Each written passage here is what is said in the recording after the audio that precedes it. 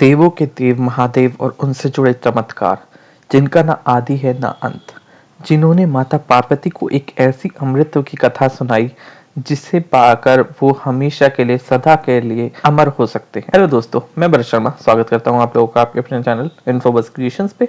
Channel को आपने अभी तक सब्सक्राइब नहीं किया है तो जल्दी से सब्सक्राइब बटन दबा दें और बेल आइकन को ऑल पे कर लें, ताकि जब भी कोई न्यू वीडियो आए तो उसकी नोटिफिकेशन आप लोगों को मिल जाए। तो दोस्तों, आज हम बात करेंगे अमरनाथ के मंदिर के बारे में। ये अमरनाथ की ऐसी यात्रा है जिसको दूर दूर से जो भक्तगण हैं करने के लिए जरूर जाते हैं। अमरनाथ का यह मंदिर समुद्री लेवल से लेके 3800 मीटर ऊपर है और इसका जो मंदिर की जो कथाएं हैं वो पुराणों में इतनी ज्यादा कथन है इनके। इसकी जो मान्यता है बहुत ही ज्यादा है। चाहे वो कालखंड की कोई सी भी बात हो, उसके अंदर अमरनाथ की चर्चा जरूर है। यही नहीं, स्कंद पुराण के भैरव भैरवी संवाद में भी अमरनाथ के मंदिर के बारे में बिल्कुल जानकारी दी गई है। अब अमरनाथ का ये मंदिर, जहाँ पर भगवान भोलेनाथ का बिल्कुल नेचुरल जो शिवलिंग बनता है, इनको हम बाबा बर्फानी के नाम से भी जानते हैं। और यही नहीं, शिव पुराण के अनुसार ये वो गुफा है जहाँ पर बैठ के महादेव ने माता पार्वती को अमृत की कथा सुनाई थी। तो दोस्तों, आज हम उसी कथा के बारे में बात करेंगे कि ऐसा क्या हुआ था। तो एक दिन महादेव जब बैठे हुए थे तो माता पार्वती ने पूछा कि आप तो अमर हैं, मगर मुझे बार बार जीवन लेकर क्यों मुझे बार बार आपको प्राप्त करना पड़ता है, तो मेरे को क्यों अमरता का ज्ञान नहीं है। तब महादेव ने फिर जब बहुत जिद करने के बाद में माता पार्वती के, उन्होंने एक ऐसी जगह ढूंढी सब जगहों से, जहां पर उनको बिल्कुल एकांत मिले और वो माता पार्वती को पूरी अमृत की कथा सुना सकें। अब यहाँ पर आके उन्होंने अपनी इस गुफा के अंदर आके महादेव ने बिल्कुल जो पंच तत्व होते हैं, धरती, पानी, अग्नि, सबको त्याग कर उन्होंने यहाँ पर माता पार्वती के साथ में आए। और यही नहीं, उन्होंने अपने जो बच्चे हैं कार्तिकेय, गणेश जी, सबको पीछे छोड़ दिया था और इस गुफा को चारों तरफ से अग्नि से बिल्कुल कवर कर लिया था, ताकि कोई भी गुफा के अंदर प्रवेश ना कर सके और वो माता पार्वती को एकांत के अंदर पूरी कथा सुना सके। अब जब वो कथा सुना रहे थे तो माता पार्वती के बीच में आंख लग गई। कथा सुनते सुनते माता पार्वती की तो आंख लग गई थी, मगर वहां पर दो कबूतरों का ऐसा जोड़ा था जो पूरी कथा बहुत ही ध्यान पूर्वक और बहुत ही विनम्रता के साथ में सुन रहा था। तो जब महादेव कथा सुना रहे थे तो माता पार्वती ने आंख लगने के बाद में कोई जवाब नहीं दिया, मगर जब कबूतरों की आवाज आ रही थी तो महादेव ने को लगा कि माता पार्वती उनसे कथा पूरी सुन रहे हैं।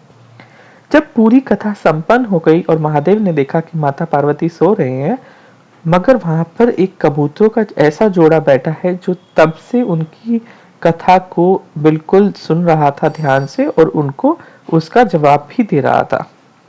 तो यह सुनकर महादेव बहुत ही ज्यादा क्रोधित हो गए देखकर, और उन्होंने कबूतरों को बिल्कुल एकदम क्रोध से देखा और बोला। तो कबूतरों ने उनको महादेव को बोला, महादेव, हमने आपकी पूरी कथा सुनी है और ये अमरता की पूरी कथा है, तो अगर आप हमारा वध कर देंगे तो इससे अमरता की जो आपने कथा सुनाई है उसका अपमान होगा। तो महादेव ने उनको एक ऐसा उपाय दिया। कबूतरों के बोलने के बाद में कबूतरों ने कहा कि अब इसका उपाय आप ही निकालें कि किस तरीके से हम इसकी कथा का मान रख सकते हैं। तभी से लेके महादेव ने उनको ऐसा वरदान दिया कि आज भी वो दो कबूतरों का जोड़ा अमर है और शिव और शक्ति के रूप में वो कबूतरों का जोड़ा यहाँ पर आज भी विराजमान है।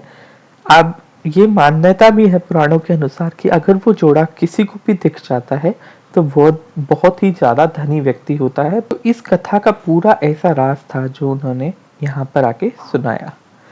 तो इस कथा के बाद में जब गुफा से महादेव यहाँ से चले गए तो सबसे पहले जो गुफा ढूंढने वाले जो व्यक्ति थे वो थे ऋषि भृगु। अब भृगु ऋषि ने इस गुफा का बिल्कुल खोज तो की थी, मगर कुछ समय के बाद में उन्होंने मतलब इसकी खोज के बाद में लोगों ने इसको भुला दिया।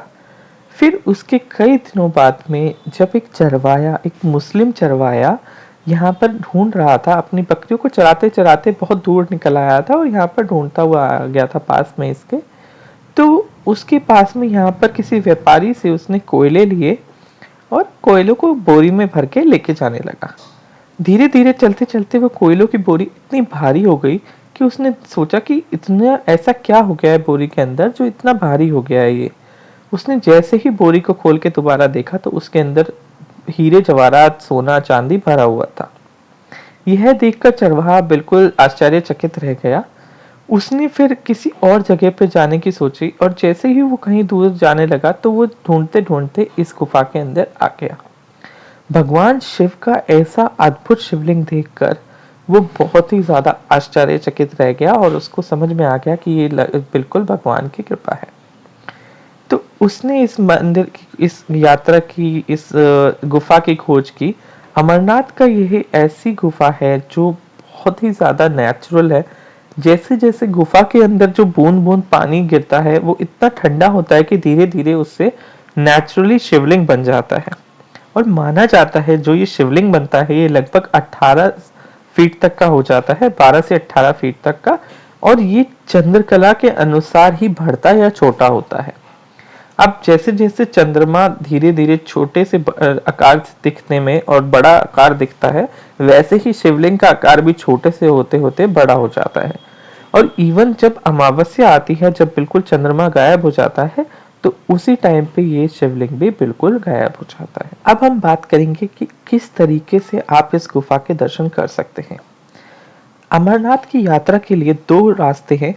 पहलगांव का रास्ता जो थोड़ा सा अच्छा रास्ता है, जो लगभग 28 किलोमीटर का रास्ता है। तो उससे यात्रा के लिए जितने भी भक्तगण हैं यहाँ से यात्रा शुरू करते हैं। और एक दूसरा बालटव का रास्ता है जो सिर्फ और सिर्फ 14 किलोमीटर का है। मगर जो इस ये पहाड़ी रास्ता है ये थोड़ा खतरनाक है, इसी वजह से यहाँ से जाना थोड़ा सा बेकार रहता है। इसी वजह से लोग बाग यहाँ से जाना अवॉइड करते हैं। तो अगर आपको यहाँ पर आके दर्शन करने हैं तो आपको पहले रजिस्ट्रेशन भी करवाना पड़ेगा अमरनाथ की यात्रा के लिए। क्योंकि जो जगह है अमरनाथ की यात्रा की, वहां पर जितना भी एरिया है वो सारा कंट्रोल में रहता है। तो इसी वजह से आपको यहाँ पर यात्रा के लिए पहले रजिस्ट्रेशन करवाना अनिवार्य है। तो दोस्तों आशा करता हूँ वीडियो आप लोगों को पसंद आया होगा। वीडियो पसंद आया हो तो लाइक करें, शेयर करें अपने दोस्तों के साथ में। आज की वीडियो में इतना ही। धन्यवाद।